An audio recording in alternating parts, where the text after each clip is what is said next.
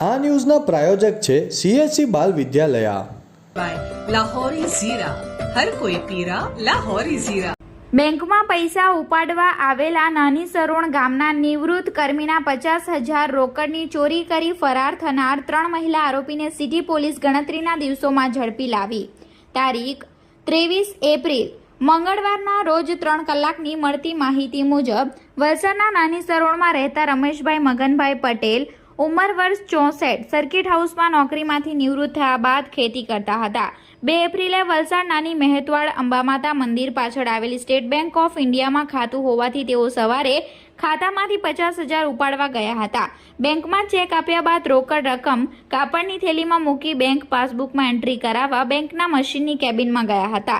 ત્યારે એક જાડી મહિલાએ તેમને ધક્કો મારી દેતા તેઓ લથડી ગયા હતા અને તે જ સમયે 2 મહિલાએ પણ ધક્કા મૂકી કરી નજર ચૂકવી કાપડની થેલીમાં બ્લેડ જેવા સાધનથી કાપ મારી 50,000ની ચોરી કરનાર ફરાર થઈ ગઈ હતી। બેંકના CCTVમાં જોતા અજાણી મહિલાઓ નિવૃત્ત કર્મીની થેલીમાંથી 50,000ની ચોરી કરી ગઈ હોવાની હકીકત જાણવા મળતા વડીલ એકદમ ગભરાઈ ગયા હતા। તેઓએ ઘરે વાત પણ કરી ન હતી। છેવટે વલસાડ સિટી પોલીસ મથકમાં ફરિયાદ નોંધાવતા પોલીસે ગુનો દાખલ કર્યો હતો, જે ફરિયાદના આધારે સિટી પોલીસે ગણતરીના દિવસોમાં 3 મહિલાઓને ઝડપી લાવી સિટી પોલીસ મથકે હાજર કરી છે।